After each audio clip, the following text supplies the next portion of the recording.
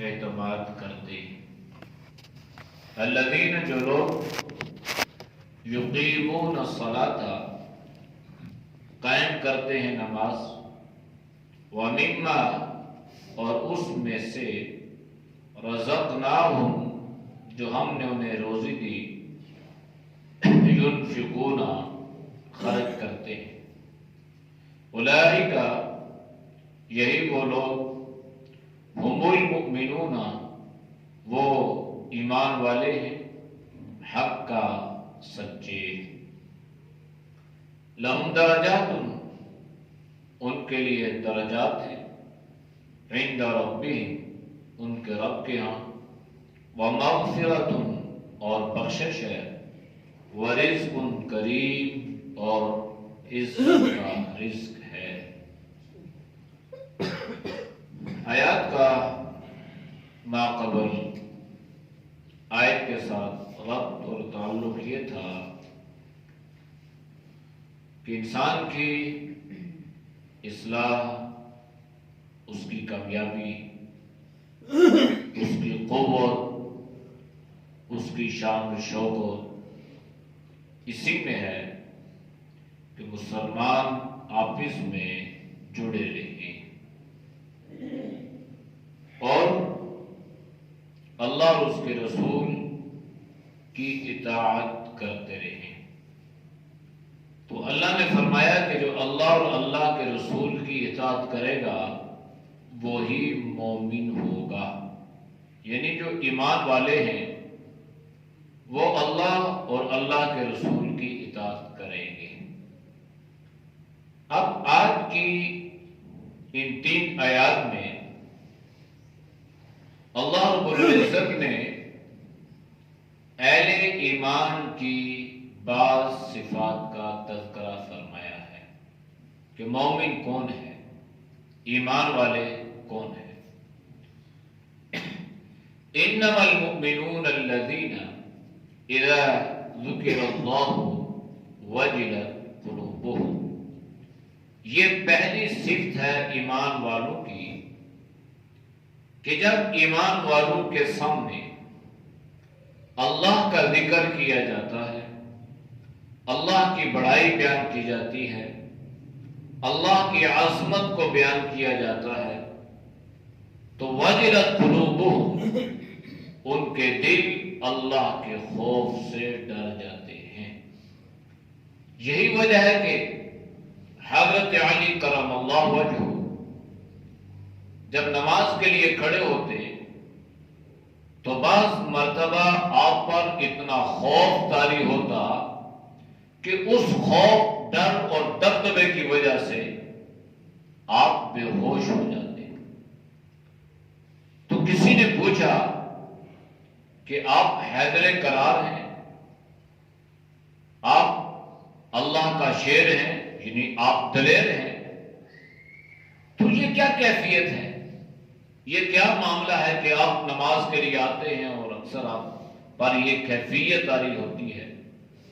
تو انہوں نے جواب دیا کہ دیکھو، میں جب اللہ کے دربار میں آتا ہوں تو فوراً اللہ کا جلال، اللہ کا روب اور دبدبا میرے سامنے آتا ہے کہ میں اپنے خالق کے سامنے، اپنے مالک کے سامنے، اپنے اللہ کے سامنے کھڑا ہو رہا ہوں، اور پتہ نہیں میں اس قابل بھی ہوں یا نہیں ہوں کہ اپنے اللہ کے سامنے کھڑا ہوتا ہوں۔ تو یہ اللہ کا ذکر ہے کہ اللہ کی بڑائی ہے، اللہ کا تذکرہ ہے، تو اس کا خوف انسان اپنے دل میں محسوس کرتا ہے، اور جب وہ گناہ کی طرف بڑھنے لگتا ہے تو فوراً اس کے دل اور دماغ میں یہ خیال آتا ہے کہ اگر یہ گناہ میں نے کر لیا اور اللہ نے اگر میرے اس گناہ پہ پردہ بھی ڈال دیا، چونکہ انک انت علام الغیوب بھی ہے وہ ستار العیوب بھی ہے، وہ ہمارے خفیہ گناہوں سے بھی باخبر ہے، اور اس کے باوجود وہ ہمارے عیوب پر ہمارے گناہوں پر، ہماری برائیوں پر، ہماری کمزوریوں پر پردہ بھی ڈالتا ہے۔ تو یہ خیال انسان کو آیا، اور اس خیال سے کہ اگر میں دنیا کی آنکھ سے بچ جاؤں گا، دنیا والوں کی نظروں سے بچ جاؤں گا، لیکن اللہ کی آنکھ سے کون بچ سکتا ہے؟ میرا اللہ مجھے دیکھ رہا ہے۔ تجھے اللہ کا خوف اور دبدبہ اس کے سامنے آیا اور اس نے اپنے آپ کو گناہوں سے روک لیا، یا اس کے سامنے اللہ کی بڑائی بیان ہوئی، اللہ کی عظمت کو بیان کیا گیا، اور اللہ کی عدالت کا ذکر ہوا کہ کل قیامت کا دن ہوگا اور ہر انسان اللہ کی بارگاہ میں حاضر ہوگا۔ لمن الملک اليوم کی صدائیں بلند ہوگی کہ بتاؤ آج بادشاہ کون ہے؟ دنیا میں تم ایک دوسرے پر اتراتے رہے اور ایک دوسرے کو نیچا دکھانے کے لیے تم نے ساری محنتیں اور صلاحیتوں کو بروئے کار لایا، اور تم بہت فخر، تکبر، گھمنڈ، غرور میں مبتلا رہے کہ ہم بادشاہ ہیں، ہم مالک ہیں، ہماری حکومت ہے، ہم شاہ ہیں، ہم بادشاہ ہیں۔ تو اللہ پوچھے گا بتاؤ لمن الملک اليوم؟ کوئی نہیں بولے گا، کسی کی آواز نہیں نکلے گی، سب پہ سکتہ باری ہو جائے گا، اور اللہ خود اس کا جواب دیں گے للہ الواحد القہار، کہ اللہ کی حکومت ہے جو اللہ اکیلا بھی ہے، اور القہار جو اللہ غضب والا بھی ہے، زبردست ہے وہ اللہ۔ تو یہ ساری چیزیں جب اہل ایمان کے سامنے آتی ہیں تو ایمان والا اللہ سے ڈرتا ہے، وہ دھوکہ کرنے لگتا ہے، وہ ملاوٹ کرنے لگتا ہے، وہ کسی کو کسی برائی کی طرف کھینچنے لگتا ہے یا برائی کی دعوت دینے لگتا ہے، تو اس کے دل میں فوراً اللہ کا خیال، اللہ کا تصور، اللہ کا روب، اللہ کا دبدبہ، اس کی ہیبت اس کے دل پہ چھا جاتی ہے، اور وہ اس گناہ سے رک جاتا ہے۔ یہ ہے وجلت قلوبہم، کہ اللہ کے خوف سے، اللہ کے ڈر سے ان کے دل کانپ اٹھتے ہیں۔ یہ پہلی صفت ہے ایمان والوں کی، اور اگر یہ کیفیت ہمیں حاصل ہو تو پھر اس پہ اللہ کا شکر ادا کرنا چاہیے کہ اللہ نے ہمیں ایمان کی رتی عطا فرمائی ہے، ورنہ کیفیت تو کیا ہے کہ گناہ کرنے کے باوجود اس پر اتراتے بھی ہیں، تکبر بھی کرتے ہیں، فخر بھی محسوس کرتے ہیں، اور کلمہ پڑھنے کے باوجود گناہ کو گناہ سمجھنے کے لیے تیار نہیں ہے۔ اور صورتحال یہاں تک ہو چکی ہے کہ بہن بھائی کی تمیز ختم تک ہو چکی ہے۔ یہ 2-4-6 دن پہلے جو زلزلہ آیا رات کو، اس کے بارے میں ایک ساتھی نے بتایا کہ پشاور میں اس زلزلے سے چند لمحے پہلے ایک بیٹے نے اپنے باپ پر گولی چلائی، اور کچھ اسی 2-4 دن کی بات ہے کہ بھائی نے اپنی بہن سے نکاح کیا، حقیقی بہن بھائی، اور بتانے والوں نے بتایا کہ جو رپورٹ سامنے آئی، جو صورتحال سامنے آئی، وہ اس حد تک کہ انسان اس کو بیان نہیں کر سکتا۔ حقیقی بہن بھائی، نکاح تو نکاح ہی نہیں ہے۔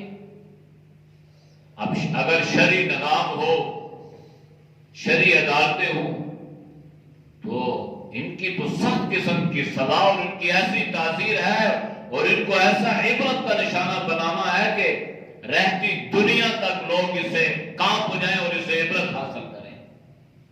لیکن یہ کیفیت ہو چکی ہے۔ تو اگر ایمان ہو تو پھر تو اللہ کا شکر ادا کرنا چاہیے کہ اللہ تیرا شکر ہے، تو نے ہمیں یہ خوف اور اپنا یہ ڈر عطا فرمایا۔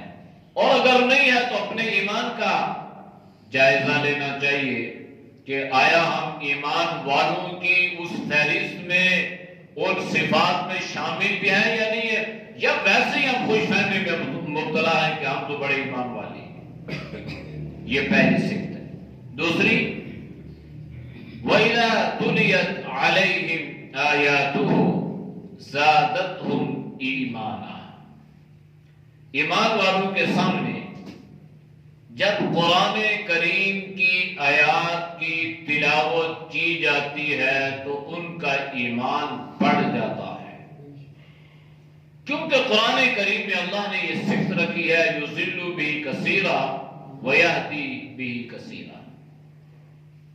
جو اس پر ایمان لائے گا، اس کی تعلیمات پر عمل پیرا ہوگا، اس کو مضبوطی کے ساتھ تھامے گا، انفرادی، اجتماعی، معاشی اور معاشرتی زندگی پر قرآن کریم اثر انداز ہوگا تو پھر ایمان بڑھے گا۔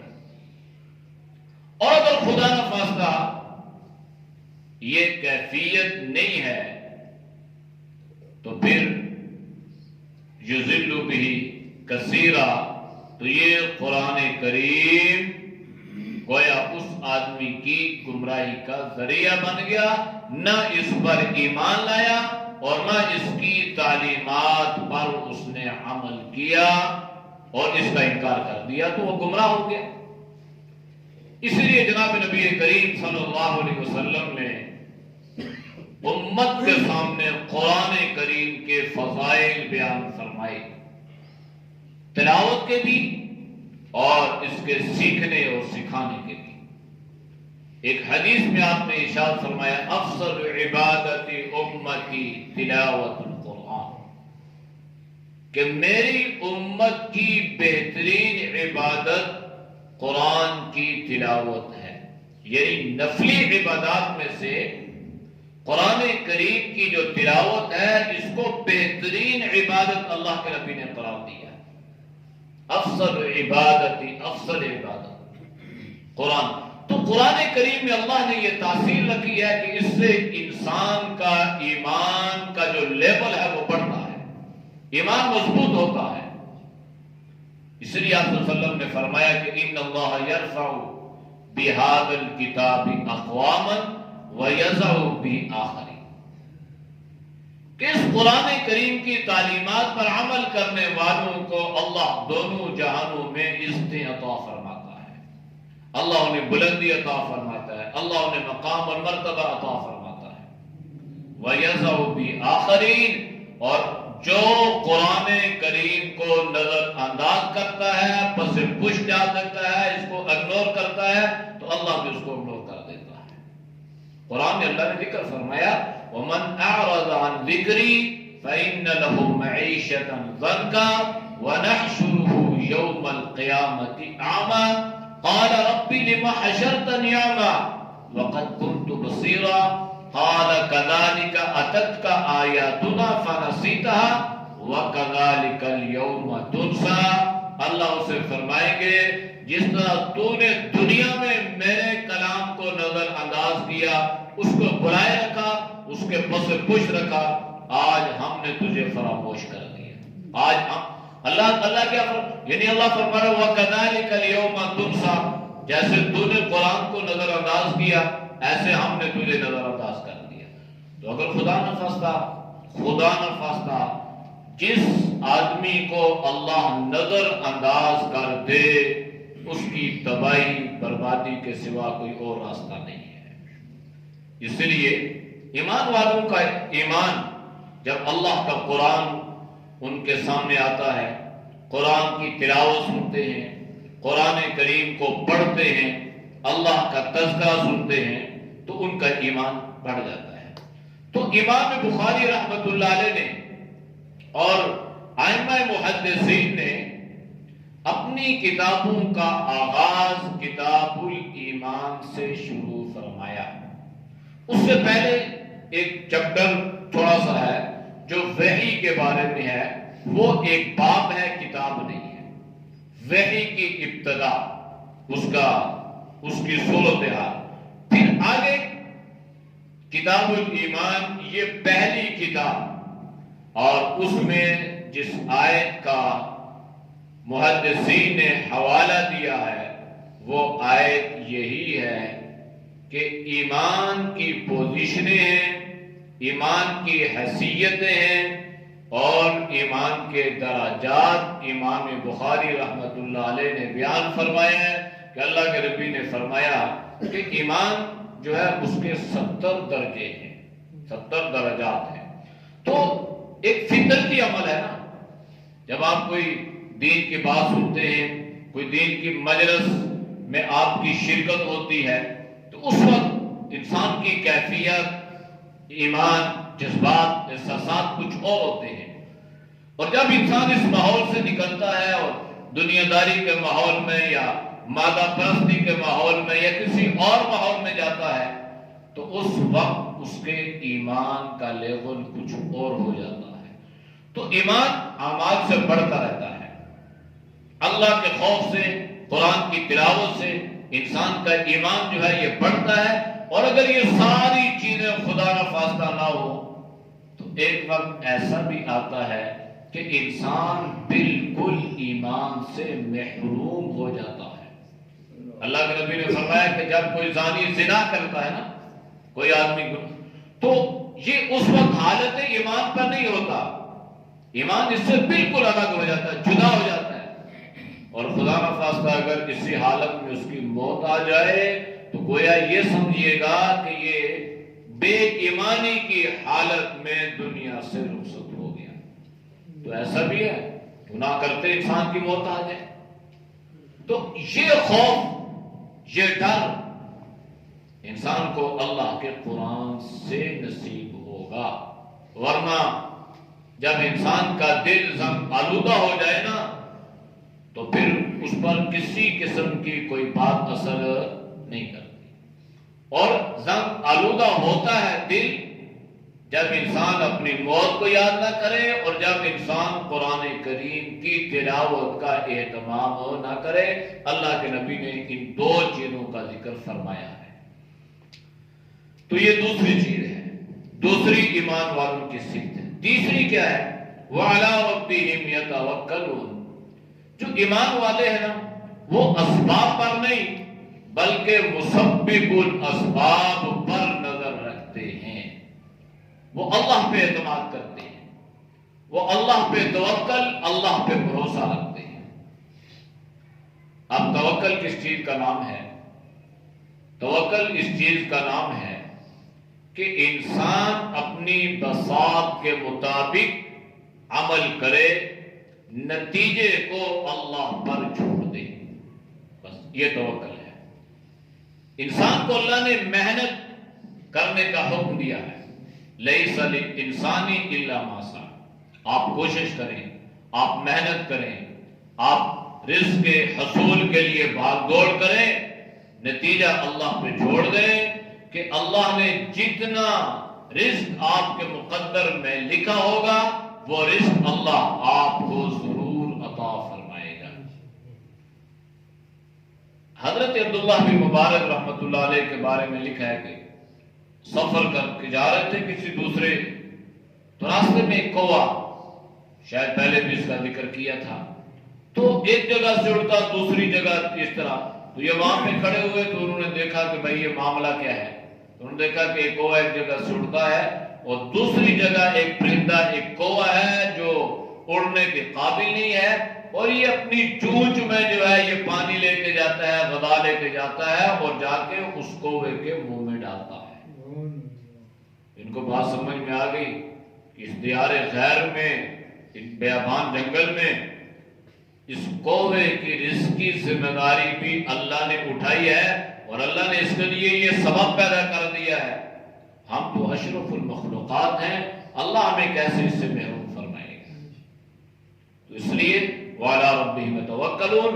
محنت کرنی ہے، رزق کے لیے محنت کرنی ہے، روزی رزق حلال کمانے کے لیے کوشش کرنی ہے، لیکن یہ ذہن نہیں بنانا کہ یہاں سے ہی مجھے یہ چیز ملے گی.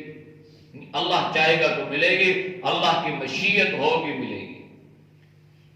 اور توکل اس چیز کا نام ہے کہ آپ گھر کو تالا لگائیں،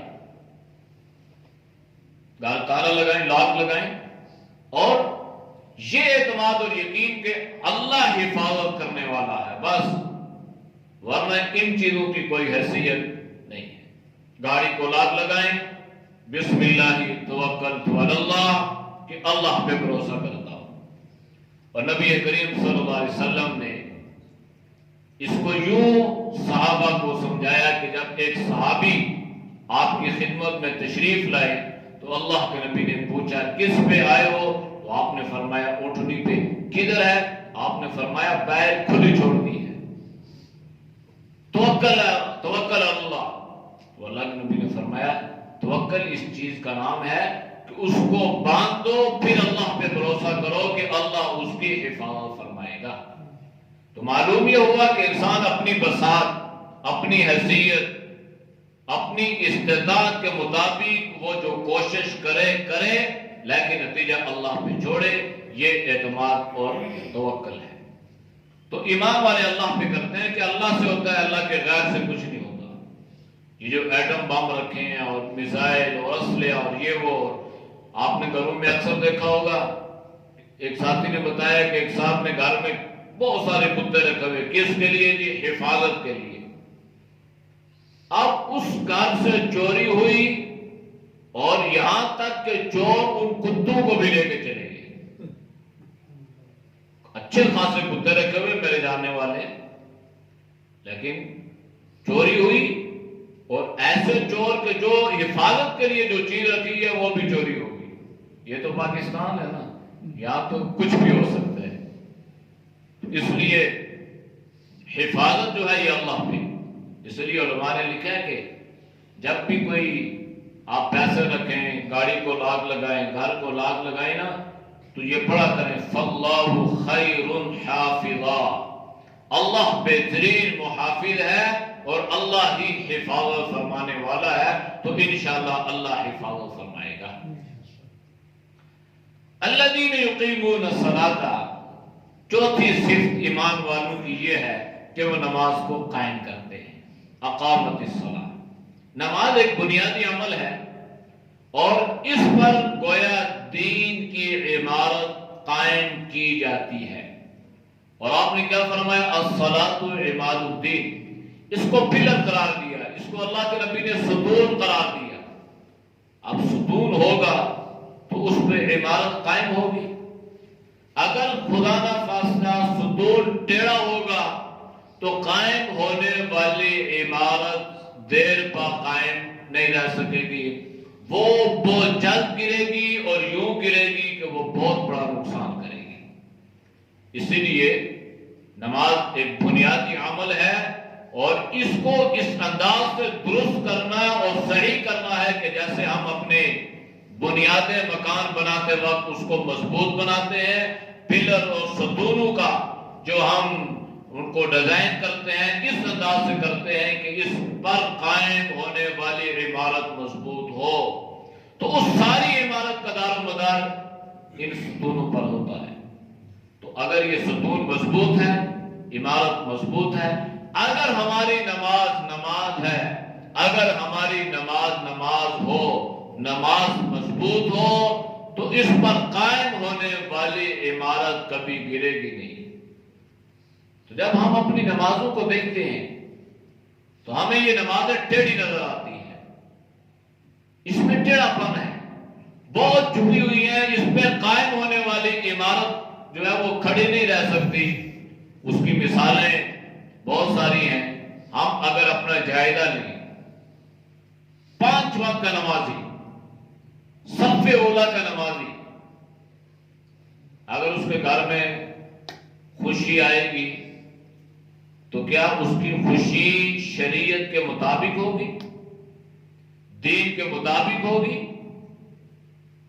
غمی آئے گی تو کیا رسول اللہ کی شریعت کے مطابق ہوگی، یا وہاں پر یہ نماز الگ ہو جائے گی اور غمی خوشی الگ کر دیا جائے گی؟ تو پھر معلوم یہ ہوا کہ ہماری نماز وہ نماز نہیں ہے جو نماز ہمیں یہ سکھلا سکے، یہ سمجھا سکے کہ ہمارا ہر قدم دین کے مطابق ہوگا. اس لیے اللہ کے نبی نے اس کو ستون قرار دیا اور آنکھوں کی ٹھنڈک قرار دی ہے. تو اس لیے نماز کو ایسا بنانا ہے کہ نماز کی جو خاصیت اللہ نے قرآن میں بیان فرمائی ہے، ان الصلاۃ تنہا عن الفحشاء والمنکر، یہ صرف ہمیں حاصل ہو جائے.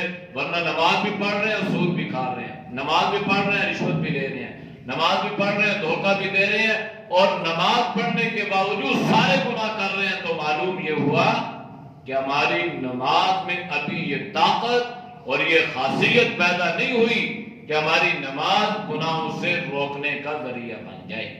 تو نماز کو ایسے بنا دیں. وَمِمَّا رَزَقْنَاهُمْ يُنْفِقُونَ، ایمان والوں کی پانچویں صفت یہ ہے کہ اس میں سے خرچ کرتے ہیں جو ہم نے انہیں دیا ہے. انسان یہ نہ سمجھے کہ میرا رزق ہے، میں نے کمایا ہے، میری محنت ہے، میری کاوش ہے، میری کوشش ہے، میری ذہانت اور فطانت ہے. انسان اس کو اپنی طرف منسوب کرتا ہے. اللہ فرماتا نہیں، اگر اپنی محنت کو دیکھتے ہو نا تو آپ سے تو زیادہ محنت کرنے والے لوگ آپ کو مل جائیں گے، اور اس کے مقابلے میں آپ کی محنت اشر شیر بھی نہیں ہوگی. تو پھر دیکھنا یہ ہے کہ محنت وہ بھی کر رہا ہے جو 24 گھنٹے روڈ پہ کام کر رہا ہے، اور محنت آپ بھی کر رہے ہیں. اس لیے اس کو یہ نہیں دیکھنا کہ یہ میری محنت سے آیا ہے. یہ بات قارون نے کہی تھی تو اللہ اس پہ غضبناک ہوا، اور اللہ نے اس کو اس کے سرمائے سمیت، دولت سمیت، لَخَسَفْنَا بِهِ وَبِدَارِهِ الْأَرْضِ، اللہ فرماتا ہے ہم نے اس کو اور اس کے سارے سامان کو زمین میں دھنسا دیا. تو اس لیے اللہ نے قرآن میں جہاں بھی انفاق فی سبیل اللہ کا ذکر فرمایا ہے، مال کے خرچ کرنے کی اللہ نے تاکید فرمائی ہے، اس کی نسبت اللہ نے اپنی ذات کی طرف فرمائی ہے کہ اس میں سے جو ہم نے انہیں دیا ہے. تو رزق اللہ دیتا ہے، لہذا جب اللہ دے رہا ہے تو اللہ کے راستے میں خرچ کرنا اس ایمان اور عقیدے و نظریے کے ساتھ کہ اللہ نے دیا ہے، اللہ کے راستے میں خرچ کر رہے ہیں. یہ مال خرچ کرنے سے کم نہیں ہوتا، یہ مال خرچ کرنے سے بڑھتا چلا جائے گا. اس کی بہت ساری مثالیں ہیں. تو لہذا ایمان والوں کو اللہ نے جو رزق دیا نا اس میں سے خرچ کرتے ہیں. غرباء پر، فقراء پر، مستحقین پر، مہمانوں پر، سب پہ وہ جہاں ان کو ضرورت محسوس ہوتی ہے وہاں پہ وہ اپنا مال خرچ کرتے ہیں. تو اولئک هم المؤمنون حقا، اگر یہ 5 صفات کسی کو مل گئی نا تو اللہ نے اس پہ مہر لگائی ہے کہ یہ سچے اور سچے ایمان والے ہیں، یہ اصل ایمان والے حقا، سچے یہی ہے. تو جب یہ 5 صفات پہ عمل ہو جائے گا، ایمان بھی ہمارا پختہ سچا، تو اللہ ہمیں دے گا کیا؟ لَهُمْ دَرَجَاتٌ عِنْدَ رَبِّهِمْ، اللہ فرما رہا ہے کہ پھر اللہ کے ہم کے اعلیٰ علیین بہترین درجے ہیں، بہت اونچے درجے ہیں. اور وَمَغْفِرَةٌ، اور اللہ کی طرف سے ان کی بخشش مغفرت بھی ہے. وَرِزْقٌ کریم، اور اللہ ان کو روزی جو عطا فرمائے گا نا وہ عزت کی روزی، عزت کا رزق اللہ انہیں عطا فرمائے گا. یہ جو عزت کا رزق ہے یہ اللہ دنیا میں بھی عطا فرمائے گا اور آخرت میں تو اللہ فرمائے گا. فرمایا اس لیے مفسرین نے لکھا ہے کہ ایمان والوں کو اللہ دنیا میں آزمائشیں تو آتی ہیں لیکن جب بھی اللہ انہیں دے گا نا تو اللہ انہیں عزت کے ساتھ دے گا، ذلت کے ساتھ انہیں اللہ روزی نہیں دے گا. اعوذ باللہ من الشیطان الرجیم، بسم اللہ الرحمن الرحیم. انما المؤمنون الذین اذا ذکر اللہ وجلت قلوبهم وإذا تليت عليهم آياته زادتهم إيمانا وعلى ربهم يتوكلون.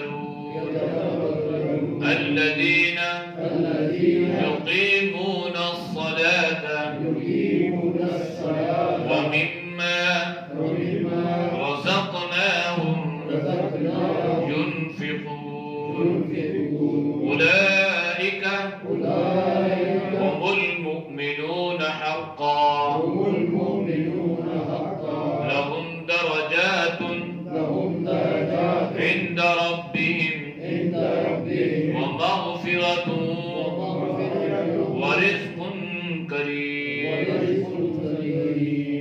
صدق الله العظيم. الحمد لله رب العالمين والعاقبة للمتقين والصلاة والسلام على خير خلقه محمد وعلى آله وصحبه أجمعين. یا اللہ ہم سب کے صغیر کبیرہ گناہوں کو معاف فرما، گناہوں سے حفاظت فرما.